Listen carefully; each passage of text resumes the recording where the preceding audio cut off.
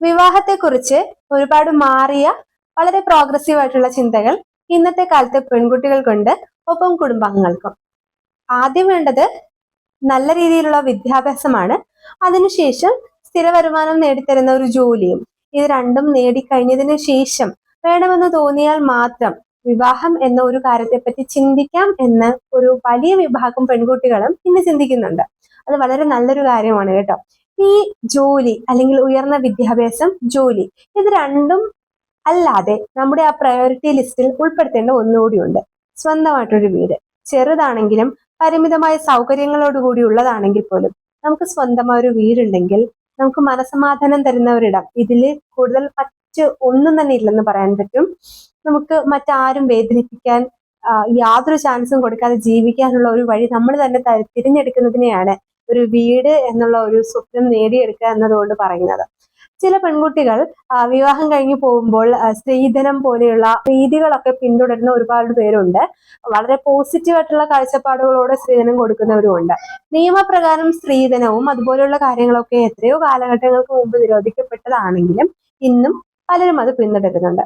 അങ്ങനെ പിന്തുടരാൻ ആഗ്രഹിക്കുന്ന മാതാപിതാക്കളോട് എനിക്കൊന്നേ പറയാനുള്ളൂ, സ്വർണം, അതുപോലെ തന്നെ പണം, വാഹനം, അത്തരം ട്രഡീഷണൽ ആയിട്ടുള്ള കാര്യങ്ങളൊക്കെ ഒന്ന് മാറ്റി നിർത്തിയിട്ട് നിങ്ങളുടെ മകൾക്ക് ഒരു ചെറിയൊരു വീട് വാങ്ങിയോ നിർമ്മിച്ചോ നൽകുന്നത് എന്തുകൊണ്ടും അവളുടെ ഭാവി സുരക്ഷിതമാകും. നമുക്കൊരിക്കലും അറിയില്ല ഒരു വിവാഹ ബന്ധത്തിന്റെ ഭാവി എന്താകുമെന്ന്. ഏതെങ്കിലും തരത്തിൽ നാളെ ആ ഒരു ബന്ധം സെപ്പറേറ്റഡ് ആവുകയോ അല്ലെങ്കിൽ അതിലൊരാൾ ഈ ലോകത്തോട് വിട പറയുകയോ മറ്റേതെങ്കിലും തരത്തിൽ ഒരു ഡിവോഴ്സിലോ മറ്റു പ്രശ്നങ്ങളിലോ ഗാർഹിക പീഡനത്തിലോ എന്ത് തരം പ്രശ്നങ്ങളിൽ ഏർപ്പെട്ട് ഏത് തരത്തിലുള്ള പ്രതിസന്ധികൾ നേരിടേണ്ടി വന്നാലും സ്വന്തമായിട്ട് ഒരു വീടുണ്ട് എന്നുണ്ടെങ്കിൽ അതിൽ പരം ഒരു മനസമാധാനവും സ്വസ്ഥതയും തരുന്ന മറ്റൊന്നുമില്ല. മറ്റാർക്കും ഒരു ബാധ്യതയാകണ്ട, ആർക്കും ഒരു ബുദ്ധിമുട്ടാകണ്ട, മറ്റാരുടെയും വായിലിരിക്കുന്ന വർത്തമാനങ്ങൾ കേൾക്കണ്ട എന്ന് വിചാരിച്ചാണ് ഒരുപാട് പെൺകുട്ടികൾ എത്ര കഷ്ടപ്പാടുണ്ടെങ്കിലും എത്രത്തോളം അപമാനിക്കപ്പെട്ടാലും സെൽഫ് റെസ്പെക്റ്റും ആത്മാഭിമാനം എല്ലാം പണയം വെച്ചിട്ട് ഏതോ വീട്ടിലൊക്കെ താമസിക്കുന്നത് അല്ലേ. അത് ഏതോ ഒരു വീടാണ്, എന്റെ വീടല്ല എന്നൊരു പെൺകുട്ടിക്ക് എപ്പോ തോന്നുന്നോ അപ്പൊ മുതൽ അത് അവളുടെ വീടല്ല. അനുഭവങ്ങളിൽ നിന്നിട്ടാണ് ഒരു പെൺകുട്ടി അങ്ങനെ ചിന്തിക്കുന്നത്. സോ പെൺകുട്ടികൾക്ക് എന്തെങ്കിലും സമ്മാനങ്ങൾ നൽകി വിവാഹം കഴിച്ചയക്കാൻ ആഗ്രഹിക്കുന്ന മാതാപിതാക്കൾ ഈ കാര്യം ഒന്ന് മനസ്സിൽ കുറിച്ച് വെച്ചാൽ വളരെ നല്ലതായിരിക്കും. വേറെ സമ്മാനങ്ങളൊന്നും വേണ്ട, ഒരു ചെറിയ വീട്. ആ ചെറിയ വീട് അവളുടെ പേരിൽ നൽകുക. കഴിയുമെങ്കിൽ അവളുടെ പേരിലും മാതാപിതാക്കളുടെ പേരിലും കൂടി ആക്കിയാൽ കുറച്ചുകൂടി നല്ലതായിരിക്കും. കാരണം വിവാഹത്തിന്റെ ആദ്യ നാളുകളിൽ ബ്രെയിൻ വാഷ് ചെയ്യാനുള്ള കഴിവ് വളരെ കൂടുതൽ ഉണ്ടായിരിക്കും വിവാഹം കഴിക്കുന്ന ആൾക്കൾക്ക്. അപ്പൊ അവർ എന്തെങ്കിലും കാര്യം പറഞ്ഞ് ഏതെങ്കിലും സാഹചര്യത്തിൽ അതിനെ ഒന്ന് മാറ്റി എഴുതിക്കുകയോ വിളിക്കപ്പെടുകയോ മറ്റേതെങ്കിലും തരത്തിലുള്ള പ്രശ്നങ്ങളിലേക്ക് പോവുകയോ ചെയ്യുന്നത് ഒഴിവാക്കാൻ ഇത്തരത്തിലുള്ള ഒരു കാര്യം വെക്കുന്നത് സഹായിക്കും. അല്ലെങ്കിൽ പൂർണ്ണമായിട്ട് നിങ്ങളുടെ മകളുടെ പേരിൽ തന്നെയും നൽകാം. പക്ഷെ അത്തരത്തിൽ ഒരിക്കലും ഡൗറി സിസ്റ്റത്തെ ഞാൻ സപ്പോർട്ട് ചെയ്യുന്നില്ല. ഡൗറി സിസ്റ്റം നല്ലതുമല്ല. പക്ഷെ വളരെ പോസിറ്റീവ് ആയിട്ടുള്ള കാഴ്ചപ്പാടുകളോടുകൂടി മകളുടെ ജീവിതം സുരക്ഷിതമാക്കാൻ വേണ്ടി സ്വർണവും പണവും കൊടുക്കുന്ന എന്തെങ്കിലും കൊടുക്കണം എന്ന് ആഗ്രഹിക്കുന്നവർക്ക് അതൊന്നും അല്ലാതെ ഇത്തരത്തിലുള്ള ഒരു ഓപ്ഷൻ ചൂസ് ചെയ്യുന്നത് വളരെ നല്ലതായിരിക്കും എന്നാണ് എനിക്ക് പറയാനുള്ളത്. ഇനി മാതാപിതാക്കൾ വീടൊന്നും വെച്ച് നിൽക്കണ്ട, സ്വന്തമായിട്ട് ജോലി നേടിയതിനു ശേഷം ചെറുതെങ്കിലും ഒറ്റമുറിയുള്ളതാണെങ്കിലും ഒരു വീട്, ഇനി അവിടെ താമസിക്കാൻ അല്ലെങ്കിൽ പോലും ഒരു വീട് നിർമ്മിച്ചെടുക്കാം, അതിനുശേഷം വിവാഹത്തെക്കുറിച്ച് ചിന്തിക്കാം എന്ന ഒരു കാഴ്ചപ്പാടിലേക്ക് പെൺകുട്ടികൾ കൂടി വരണം.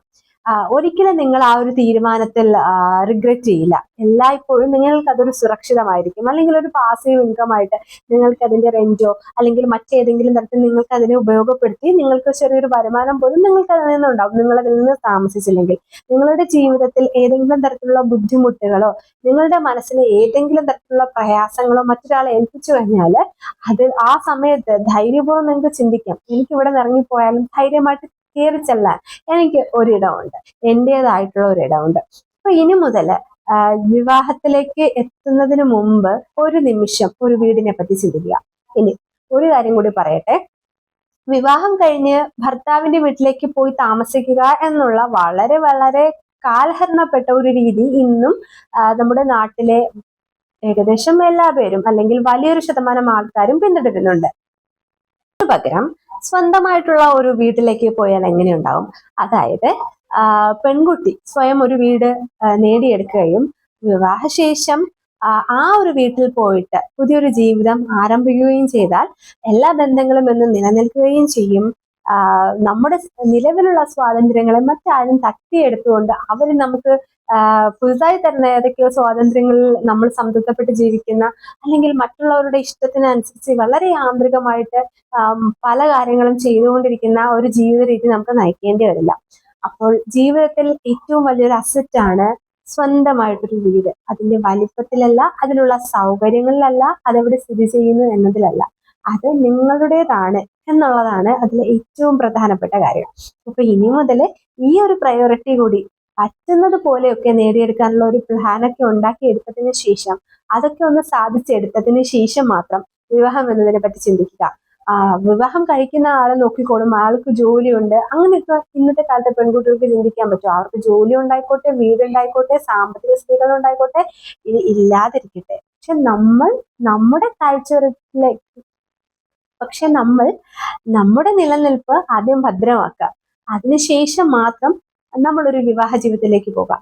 നമ്മൾ ഓൾറെഡി പൂർണ്ണമായിട്ടുള്ള ഒരു വ്യക്തി ആയതിനു ശേഷം ഒരാളെ നമ്മുടെ ജീവിതത്തിലേക്ക് ചേർക്കുന്നതായിരിക്കും ഏറ്റവും നല്ലത്. നമ്മൾ അപൂർണമായിട്ടിരിക്കുകയും നമ്മളെ പൂർണ്ണമാക്കാൻ വേണ്ടി വേറൊരാൾ വരികയും നമ്മളെ സന്തോഷിപ്പിക്കാനുള്ള കടമ ആ ആൾക്കും ആ ആളെ സന്തോഷിപ്പിക്കാനുള്ള കടമ നമുക്കൊക്കെ ആവുമ്പോൾ അവിടെ ഒരുപാട് ഏറ്റുകുറച്ചിലുകളൊക്കെ ഉണ്ടാകും. പകരം നമ്മൾ പൂർണ്ണമായ ഒരു വ്യക്തിയാണ്. നമുക്ക് പറ്റാവുന്നത് പോലെ നമ്മൾ പഠിച്ചു, നമുക്ക് കഴിയുന്നത് പോലുള്ള ഒരു ജോലി നേടിയെടുത്തു, ചെറിയതാണെങ്കിലും നമുക്കൊരു വാസസ്ഥലവും ഉണ്ട്. ഇനി എൻ്റെ ജീവിതത്തിലേക്ക് വരുമ്പോൾ നമുക്ക് നമ്മുടെ ഉത്തരവാദിത്വങ്ങളൊക്കെ ഈക്വൽ ആയിട്ട് പങ്കുവെച്ചുകൊണ്ട് സന്തോഷമായിട്ട് നല്ല ജീവിതത്തിൽ നല്ലൊരു കമ്പാനിയൻ ഷിപ്പ് എന്നൊരു കോൺസെപ്റ്റിന് വേണ്ടി എനിക്കൊരു ഇണയെ വേണം, എനിക്ക് അങ്ങനെ മുന്നോട്ട് പോകണം എന്നൊരു കാഴ്ചപ്പാടിലേക്ക് എത്തിപ്പെടുകയും അതിനുവേണ്ടി ശ്രമിക്കുകയും ചെയ്യുന്നത് എന്തുകൊണ്ട് നല്ലതാണ്. ഒറ്റയ്ക്കാണെങ്കിലും നമുക്ക് ജീവിക്കാനൊക്കെ കഴിയും കേട്ടോ.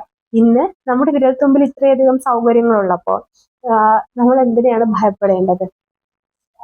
പണം അത് വേണം, അത് വേണ്ടത് വരുമാന മാർഗമാണ്. ഒരു നല്ല ജോലിക്ക് നല്ല വിദ്യാഭ്യാസം തന്നെ വേണമെന്നില്ല. ഏതെങ്കിലും ഒരു തൊഴിൽ മേഖലയിലുള്ള കഴിവ് മതി, തൊഴിൽ പരിചയം മതി. അതൊക്കെ ഉണ്ടാക്കിയെടുത്തതിന് ശേഷം മാത്രം ജീവിതത്തിലെ കൂട്ടിനെ പറ്റി ആലോചിക്കുക.